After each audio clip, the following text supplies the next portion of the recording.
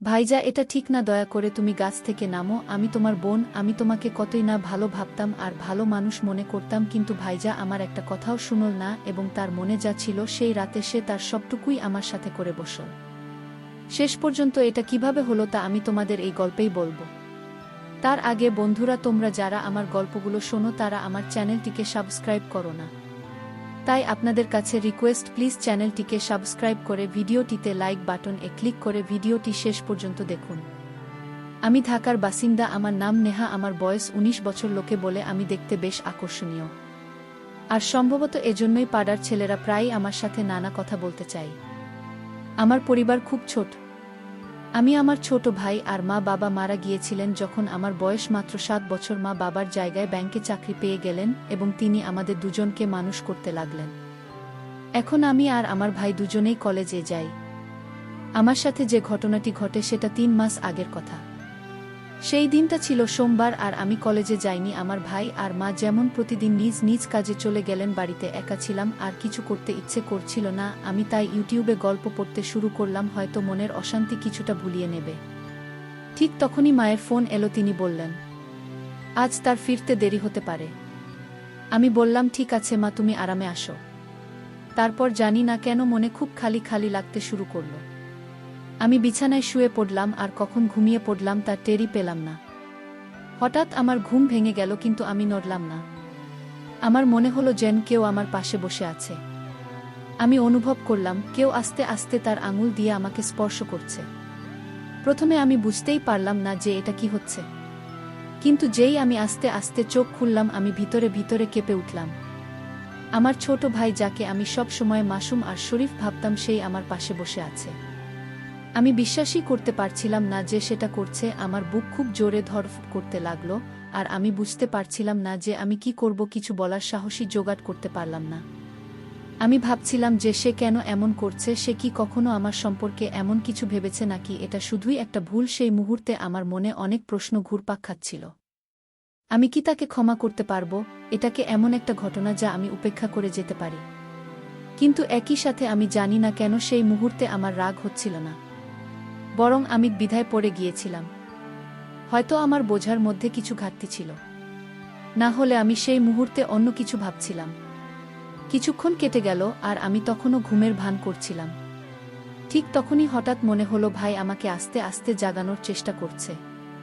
তার আঙুলগুলো আমার কাঁধে হালকা করে ছুঁই ছুঁই করছিল, কিন্তু আমি চোখ খুললাম না। আমি জানতাম যে আমি পুরোপুরি জেগে আছি, কিন্তু সে হয়তো ভাবছিল যে আমি গভীর ঘুমে আছি। আস্তে আস্তে তার হাতের স্পর্শ বাড়তে লাগলো। আগে যেখানে সে শুধু হালকা স্পর্শ করছিল, এখন তার সাহস বাড়তে লাগলো। আমি বুঝতে পারছিলাম না যে সে কি করছে বা কি করতে চাইছে, কিন্তু আমি চুপচাপ দেখছিলাম।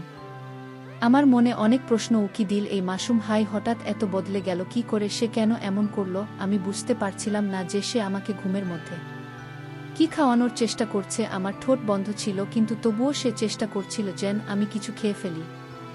এরপর আমি ভেবে ঠিক করলাম যে ইচ্ছে করে ঠোঁট একটু খুলে দেব। আমি এমন ভাব করলাম যেন আমি ঘুমের মধ্যেই আছি, আর ঠোঁট নিজে থেকে খুলে গেছে। সেই মুহূর্তে আমার ভেতরে একটা অদ্ভুত রকমের ঘাবড়ে যাওয়া ভাব কাজ করছিল, কিন্তু আমি এটা প্রকাশ করতে দিলাম না। অর্থাৎ আমার ফোনের ঘণ্টা বেজে উঠল। সেই আওয়াজে পুরো পরিবেশ বদলে গেল। ভাই সঙ্গে সঙ্গে ভয় পেয়ে গেল আর ঘাবড়ে গিয়ে দূরে সরে গেল। সে এত তাড়াতাড়ি উঠে গেল যে আমি বুঝে গেলাম তার মাথায়ও ভয় ছিল যে আমি যেন জেগে না উঠি। আমি ফোনটা তুলে দেখলাম সেটা আমার বয়ফ্রেন্ডের কল। এই সময় তাকেও কল করতে হলো। আমি মনে মনে ভাবলাম, আমি ফোনটা তুলে খুব কষ্ট করে বয়ফ্রেন্ডকে বোঝালাম যে আমি বাড়ির কাজে ব্যস্ত আছি। তার মেজাজ হয়তো অন্য কথা বলার ছিল, কিন্তু আমি তাড়াতাড়ি কলটা কেটে দিলাম।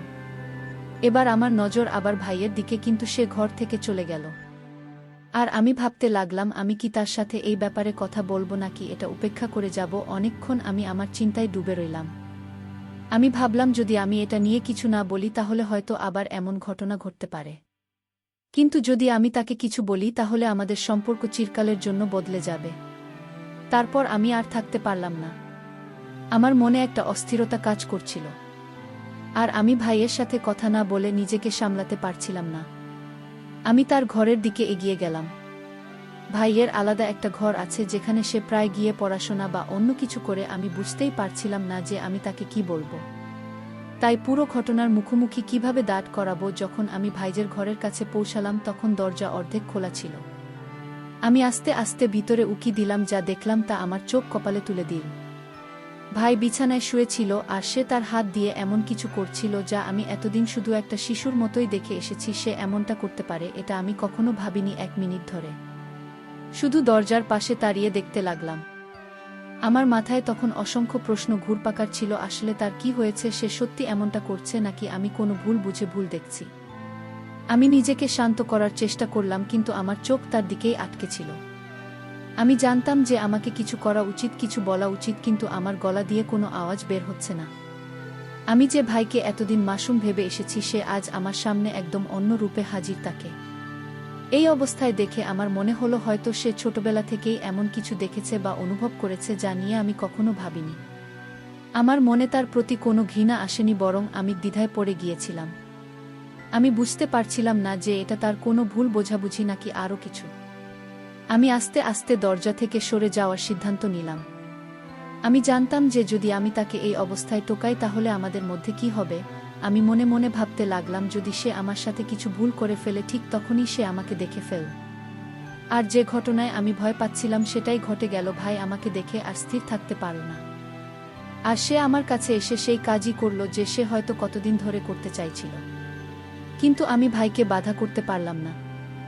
সে এমনভাবেই উঠে এসে আমাকে সেই কাজের সাথে জড়িয়ে দিল। আমিও সেই কাজটার আসল রহস্য বুঝে তাকে বাধা দিলাম না। ভাই এরপর আমাকে বলল, আপু আমি অনেকদিন যাবৎ তোকে দেখে এই কাজটা করি, কতদিন ধরে তোকে এই ভিইপি কাজটা শেখাতে চাই, কিন্তু পারি না। মা সব সময় তোকে আর আমাকে নজরে রাখতেন, তাই এতদিন পাইনি। তবে আজ সময় সুযোগ দুটোই পেয়েছি, চল মজা করে কাজটা করি ভাই। এসব কথা বলছিল আর গাছে ওঠার জন্য ছটফট করছিল। খেজুর গাছ উঠতে হলে আগে একটু রস তো টেস্ট করতেই হবে, তারপরে না হয় গাছে ওঠা যাবে। কথাগুলো বলছে ভাই ভাই রস টেস্ট করে বলল, আপু একটু দারুণ টেস্টি রস, আমি আর পারছি না, এখনই গাছে উঠব। পাপু তুই গাছে ওঠার জন্য আমাকে হেল্প কর প্লিজ। ভাইয়ের এসব কথাবার্তার আকুতি মিনতি শুনে আমি আর নিজেকে ঠিক রাখতে পারলাম না। ভাইকে গাছে কিভাবে উঠতে হয় শিখিয়ে দিলাম। গাছে ওঠে ভাই 5 মিনিটের মতো ছিল, এরপর ধপ পাস করে পড়ে হলো। এটা হবারই কথা, কারণ ভাই এর আগে কোনোদিন কোনো গাছে ওঠেনি, তাই হয়তো 5 মিনিট হাঁপিয়ে গাছ থেকে পড়ে গেল। গাছ থেকে নামার পর ভাই আমাকে বলল, আপু তুই আমাকে দারুণ হেল্প করলি, তোর কারণেই আজ আমি গাছে ওঠা শিখতে পারলাম। আপু তোর কাছে একটা রিকোয়েস্ট প্লিজ, যতদিন তোর বিয়ে না হয় তুই ততদিন আমাকে গাছে উঠিয়ে গাছের ফলমূল পাড়া শেখাবে। এরপর ভাইয়ের কথা রাখতে আমার যতদিন না বিয়ে হয় আমি ততদিন আমি ভাইকে হেল্প করি। বন্ধুরা আজকের গল্পটি এই পর্যন্ত। গল্পটি তোমাদের কেমন লাগলো কমেন্ট করে অবশ্যই জানাবে। আমি তোমাদের সেই প্রিয় বন্ধুকে দেখা হবে আগামী ভিডিওতে। ধন্যবাদ।